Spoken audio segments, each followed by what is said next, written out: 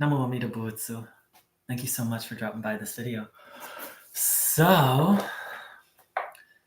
as I've shared some other videos, I'm in this process of an experiment of temporarily setting aside every other spiritual belief, system, practice, and really focusing on Buddhism and specifically Shin Buddhism.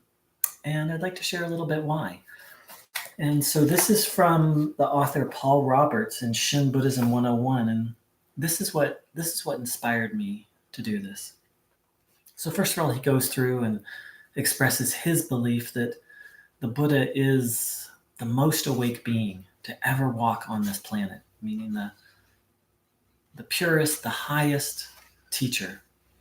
And then he says, is what I just said true? Is it true that Shakyamuni is the smartest guy in the room? Is it true that he is the one, the only one, who has reached the very pinnacle of the mountain of enlightenment in our recorded history? Is it true that he knows more about reality, more about truth, more about enlightenment than anyone and everyone else? And is it true that if you want to find the great prize that you are seeking, the prize of enlightenment, then you should leave other teachings and teachers behind, whether from Judaism, Christianity, Islam, Hinduism, Taoism, New Age thought, or whatever, and become a disciple of Shakyamuni too? I realize it's not very popular to talk this way in our modern world, and it seems very narrow-minded to the modern mind. But I really don't care what the modern fashion may be or what might be politically correct in the world of religion and spirituality. Really, I couldn't care less. The stakes are way too high to worry about anyone else's opinion. What I care about is coming to the end of suffering and the beginning of life as a Buddha, and helping others to do the same. I'm not interested in short-term fixes or spiritual highs or the view from halfway up the mountain. It's Buddhahood or bust. That's why we're here. That's why we do this. That is why we have a Sangha.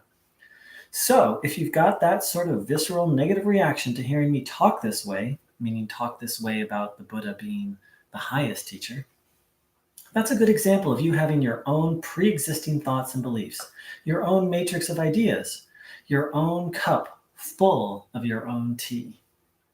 In order to listen deeply, you must empty your cup. You must lay your thoughts and opinions aside temporarily in order to hear from deep within whether my words about Shakyamuni being the world teacher are true or false. So that's what inspired me to do this experiment, because I did have a visceral reaction to that idea. Like, oh, that can't be true. The Buddha can't be the highest teacher. Not that I had clarity about who was the highest teacher. Sometimes I think it's Christ. Sometimes I thought it was Christ. But the long and short of it is I came to the recognition that actually I don't really know, and that it could be true.